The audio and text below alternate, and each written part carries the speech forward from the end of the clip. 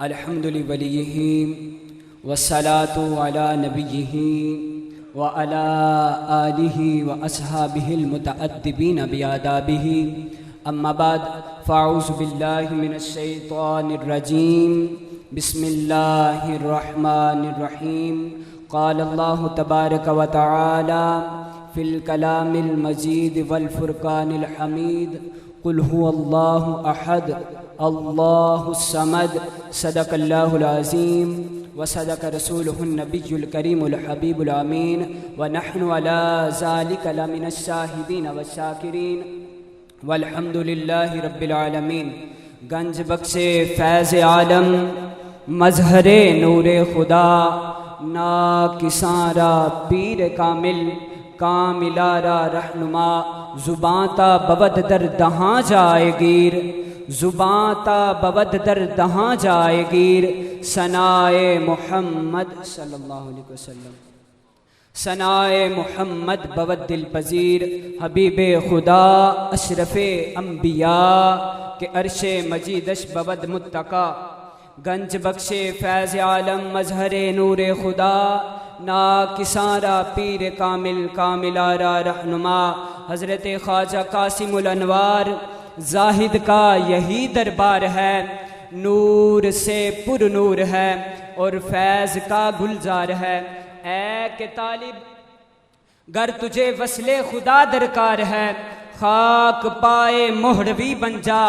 خاک پائے مہروی بن جا تو بیڑا پار ہے۔ قال اللہ تبارک و تعالی فی شان حبیبہ مخبرا و آمرا ان اللہ و ملائکتہ یصلون علی النبی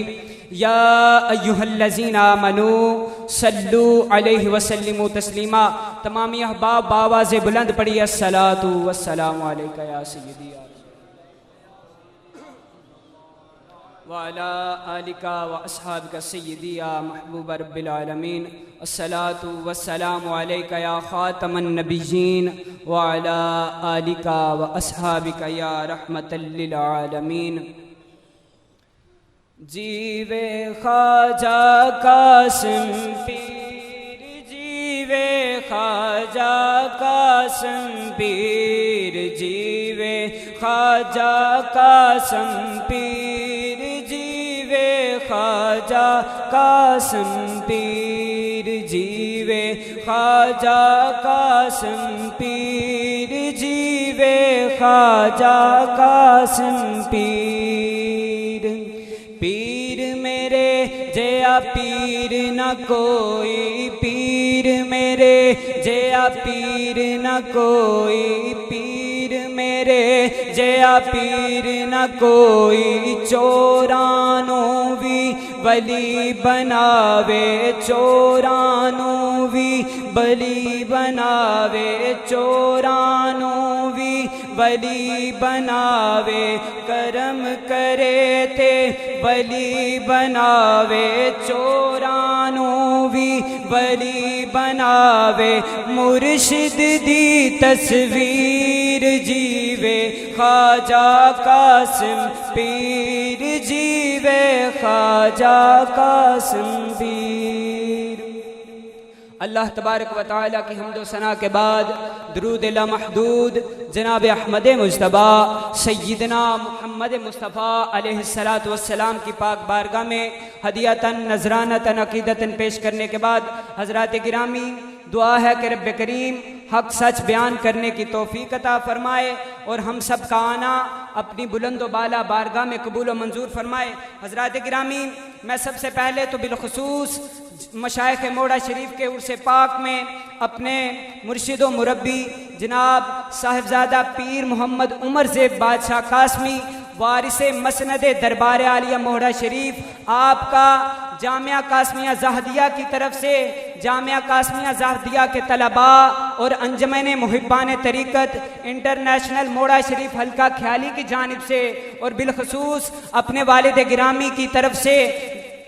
قبلہ حضور کے بارگاہ میں شکریہ پیش کرتا ہوں کہ انہوں نے یہاں پہ تشریف لا کر ہماری محفل کو چار چاند لگائے اور ہمیں اس قابل سمجھا کہ ہم آپ کی خدمت کر سکتے ہیں۔ اور آپ کے انوار و تجلیات کا ہمیں حقدار بنایا، اپنے انوار و تجلیات ہم پہ برسائے، اور فیضان قاسم کو ہم تک پہنچانے کے لیے دربار عالیہ موہڑا شریف سے اس غریب خانہ میں تشریف لائے۔ ہم تہہ دل سے ان کا شکریہ ادا کرتے ہیں۔ دعا ہے کہ رب کریم آپ کی عمر، علم اور آپ کے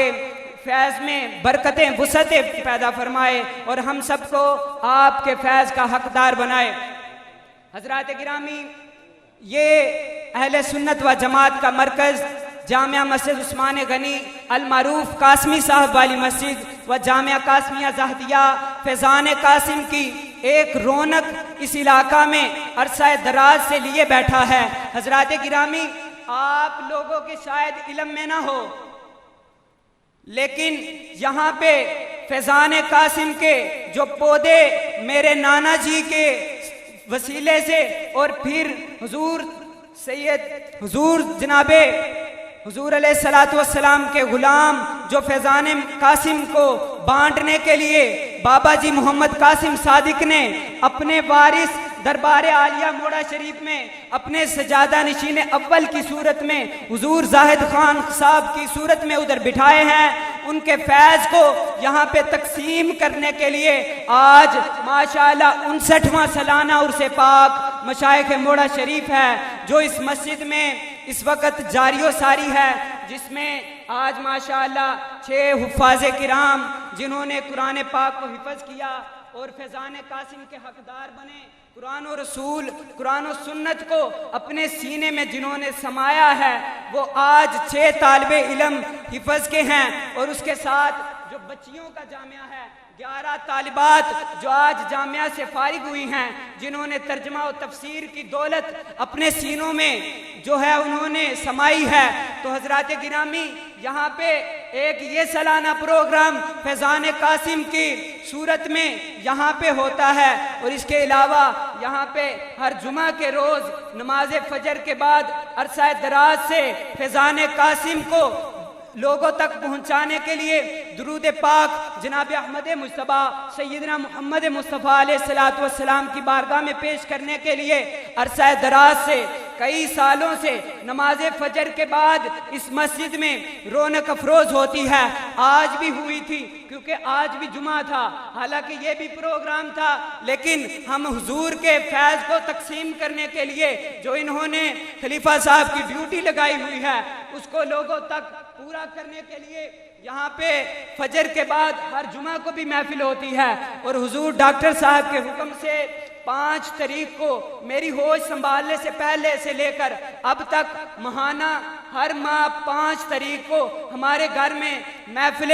ذکر فیضان قاسم جاری ہے، اور انشاءاللہ تا صبح قیامت حضور کے صدقے جاری و ساری رہے گی۔ تو لیکن اس میں یہ جتنے بھی، اور یہاں پر اب ماشاءاللہ حضور کے فیض کے صدقے اور حضور کی نظر کرم کے صدقے ہم نے یہاں پہ طالبات کے لیے درس نظامی کی کلاسز کا آغاز کیا ہے، جس میں شعبہ جات رکھے ہیں ان کے لیے عامہ خاصہ عالیہ، اور اس کے علاوہ فن تلاوت رکھا ہے، فن نعت رکھا ہے، فن تقریر رکھا ہے، اور طلباء کے لیے جو نوجوان ینگ لڑکے ہیں ان کے لیے نماز عشاء کے بعد اسی مرکزی جامعہ مسجد و جامعہ قاسمیہ زاہدیہ میں جو ہے تفسیر قرآن، ترجمہ و تفسیر قرآن کا، جو کہ میرے استاد محترم مفتی محمد وسیم عالم ہزاروی صاحب جو کہ یہاں پہ لوگوں تک حضور علیہ السلام کے دین کو پہنچا رہے ہیں، جو نوجوان نسل ہے ان کے لیے عشاء کے بعد اسی مرکزی مسجد میں ترجمہ و تفسیر کی کلاس ہوتی ہے، جو کہ تھوڑی ہی دیر ہوئی ہے، تقریباً 4-5 ماہ ہو گئے ہیں جو شروع ہے، اور الحمدللہ یہاں پہ فیضان قاسم کے صدقے ساری جو معمولات ہیں وہ پورے کیے جائیں گے۔ جو ہم اتنی تھوڑی سی جگہ میں اتنا سارا نظام سنبھال رہے ہیں، اس کے لیے ہمیں چند ایک جو ہے مشکلات درپیش ہوتی ہیں، جن میں سے سب سے پہلی مشکل یہ ہے کہ جگہ کی قلت ہے۔ اتنے زیادہ پروگرام، اتنی زیادہ کلاسز کو چلانے کے لیے ہم سب کے لیے یہ ایک لمحہ فکریہ ہے کہ ہمارے پاس جگہ کی قلت ہے۔ دعا کرتے ہیں کہ حضور علیہ الصلوۃ والسلام کے دین کے صدقے رب کریم ہماری اس مشکل کو آسان فرمائے۔ حضرات گرامی، آپ احباب کے سامنے جو آیت مقدسہ میں نے تلاوت کرنے کا شرف حاصل کیا ہے وہ سورہ توحید بھی جسے کہتے ہیں، سورہ اخلاص کی آیات میں نے آپ کے سامنے پڑھی ہیں، جس کی تفسیر میں چند ایک منٹ کے بعد آپ کے گوش گزار کروں گا۔ اس کے لیے پہلے میں تھوڑی سی تمہید باندھنا چاہتا ہوں اور آپ احباب سے گزارش کرتا ہوں، نعرہ تکبیر، نعرہ رسالت، نعرہ تحقیق، نعرہ حیدری، آستانہ عالیہ محلہ شریف، فیضان قاسم۔ تو اس کے لیے میں تھوڑی سی تمہید باندھنا چاہتا ہوں تاکہ میری بات آپ تک آسانی سے پہنچ جائے اور آپ میری بات کو پک کریں۔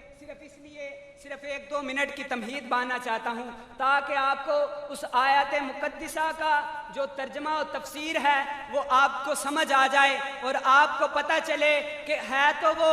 سورت جو قرآن کریم میں سورہ اخلاص ہے، لیکن لوگ اس کو جو ہے بظاہر طور پر سورہ توحید سمجھتے ہیں، حالانکہ وہ سورہ توحید بھی ہے، مانا کہ وہ سورہ توحید بھی ہے۔ تو ذرا سن لیجئے کہ وہ سورہ رسالت بھی ہے، وہ سورہ ولایت بھی ہے۔ تو اب آپ کے سامنے اس کے حوالے سے میں تھوڑی سی تمہید اس طرح باندھنا چاہتا ہوں کہ جب رب کریم نے فرمایا کہ مجھے چاہت ہوئی، رب کریم فرمانے لگا، حدیث قدسی آپ کے سامنے بیان کرنے لگا ہوں، رب کریم فرماتا ہے کہ مجھے چاہت ہوئی، اللہ فرما رہا ہے کہ مجھے چاہت ہوئی کہ میں پہچانا جاؤں۔ رب کریم کیا کہہ رہا ہے؟ اپنی پہچان کروانے کے لیے اللہ فرما رہا ہے کہ مجھے چاہت ہوئی کہ کوئی ایسا ہو جو مجھ سے لیے جائے اور لوگوں کو دیے جائے۔ میں جو ہے دینے والا ہوں، موتی ہوں، اور وہ قاسم ہو، وہ بانٹنے والا ہو۔ تو جب رب کریم کو اس کام کی چاہت ہوئی تو رب کریم نے فرمایا فَخَلَقْتُ مُحَمَّدًا صلی اللہ علیہ وسلم، تو میں نے جناب احمد مصطفیٰ سیدنا محمد مصطفیٰ علیہ السلام کو اپنے نور سے پیدا فرمایا، صرف اس لیے کہ تاکہ لوگوں کو میری پہچان ہو۔ پتہ چلا مصطفیٰ کریم علیہ السلام کے آنے کا مقصد اس دنیا میں اللہ تبارک و تعالیٰ کی پہچان کروانا تھا۔ حضرت جناب سیدنا آدم علیہ السلام سے لے کر جناب سیدنا عیسیٰ علیہ السلام تک تمام انبیاء اللہ تبارک و تعالیٰ کی پہچان کرواتے رہے اور لوگوں کو بتاتے رہے کہ قل هو اللہ احد، کہ وہ اللہ ایک ہے۔ سارے کہتے رہے، لوگوں نے پوچھا کیا آپ نے اللہ کو دیکھا ہے جس کی وحدانیت کا اعلان کر رہے ہیں؟ کیا آپ میں سے کسی نے دیکھا ہے؟ تو تمام انبیاء لوگوں کو یہی فرماتے رہے کہ دیکھا تو نہیں ہے، لیکن کچھ دلائل کے ساتھ، کچھ دلائل کی روشنی کے ساتھ ہم اس نتیجہ پہ پہنچے ہیں کہ قل هو اللہ احد، اللہ ایک ہے، اللہ الصمد، اللہ بے نیاز ہے۔ اور جب لوگوں کو یہ بات بتانے لگے تو لوگوں نے ان کی بات کو پک بھی کیا اور اکثریت نے پک نہیں کیا۔ پھر جب جناب سیدنا محمد مصطفیٰ علیہ السلام ظاہری طور پر اس دنیا پر تشریف لائے تو رب کریم نے اپنے پیارے محبوب کو جناب سیدنا جبرائیل علیہ السلام کو بھیج کر ان کے استقبال کے لیے ایک عرش پہ محفل سجائی اور اپنے پیارے محبوب کو معراج کرائی اور فرمایا کہ اے میرے پیارے محبوب، آج میں تجھے دیدار کروانے والا ہوں ان لوگوں کے منہ بند کرنے کے لیے جو کہتے ہیں کہ کیا تم نے اللہ کو دیکھا ہے جس کی وحدانیت کا اعلان کر رہے ہو۔ تو حضرات گرامی، جب پیارے آقا علیہ السلام کو اللہ تبارک و تعالیٰ نے اپنا دیدار کرایا، پھر مصطفیٰ کریم علیہ السلام نے اس کے بعد جب لوگوں کو دین کی تبلیغ جاری کی، لوگوں کو دین کے بارے میں بتانا شروع کیا، تو فرمایا لوگوں کو کہ قل هو اللہ احد، اللہ ایک ہے۔ لوگوں نے پھر وہی سوال کیا کیا آپ نے اللہ کو دیکھا ہے؟ فرمایا قیامت جناب سیدنا آدم علیہ السلام سے لے کر جناب عیسیٰ علیہ السلام تک سارے انبیاء یہی کہتے آئے ہیں کہ ہم نے سنا ہے، ہم نے دیکھا نہیں ہے، ہم نے دلائل سے اخذ کیا ہے کہ قل هو اللہ احد، لیکن میرے پیارے آقا کے میرے پیارے آقا کی شان پہ قربان جاؤں، آپ نے فرمایا ہاں میں نے دلائل سے بھی جانا ہے اور اپنی ظاہری آنکھوں سے بھی دیکھا ہے۔ قل هو اللہ احد، اللہ ایک ہے، میں اس کے انوار و تجلیات کو اپنی آنکھوں سے دیکھ کر آیا ہوں۔ جب لوگوں کو تکبیر، نعرہ تکبیر، نعرہ رسالت، نعرہ حیدری، عظمت و شان مصطفیٰ، آستانہ عالیہ مولا شریف، آستانہ عالیہ مولا شریف، تاجدار ختم نبوت،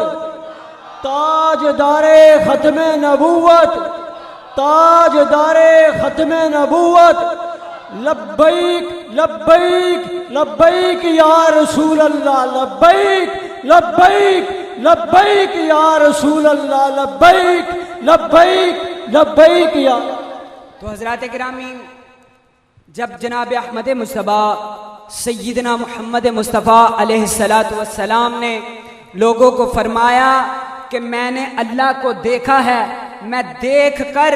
اس کی تبلیغ کا آپ کو جو پیغام دے رہا ہوں، سارے انبیاء نے سن کر جو آپ تک پہنچایا میں نے دیکھا بھی ہے۔ تو پھر حضرات گرامی، انبیاء لوگوں کی رشد و ہدایت کے لیے اللہ تبارک و تعالیٰ نے جو مامور فرمائے، انبیاء آتے رہے اپنے اپنے زمانوں میں اور لوگوں کو رشد و ہدایت عطا فرماتے رہے،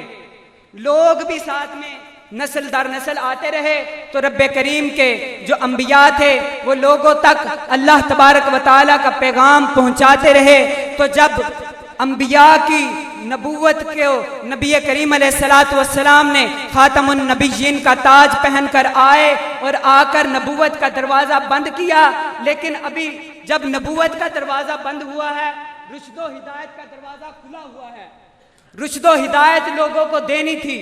نبوت ختم ہو گئی، تو پھر جو انبیاء کا مشن تھا ان کو لوگوں تک پہنچانے کے لیے اللہ تبارک و تعالیٰ نے اولیاء اللہ کی ڈیوٹی لگائی ہے، جو انبیاء کے وارث ہیں۔ رب کریم کے پیارے محبوب علیہ السلام نے فرمایا کہ جب انبیاء علیہ السلام کی نبوت کو نبی کریم علیہ السلام نے تاجدار ختم نبوت کا تاج پہن کر نبوت کو ختم کیا، انبیاء کا آنے کا سلسلہ ختم ہوا، پھر اولیاء اللہ نے ان کے مشن کو سنبھالا۔ تو جب انبیاء کے دور میں لوگ انبیاء سے نالاں تھے، طاغوتی قوتیں انبیاء کے مقابلے میں آتی رہیں، تو جب ان کے وارث آئے تو پھر ان کے مقابلے میں ان طاغوتی قوتوں کے وارث بھی ان کے مقابلے میں آئے۔ تو جب رب کریم نے سورہ اخلاص کی آیات نازل فرمائی جس میں فرمایا وَلَمْ يَلِدْ وَلَمْ يُولَدْ، فرمایا کہ اللہ وہ ہے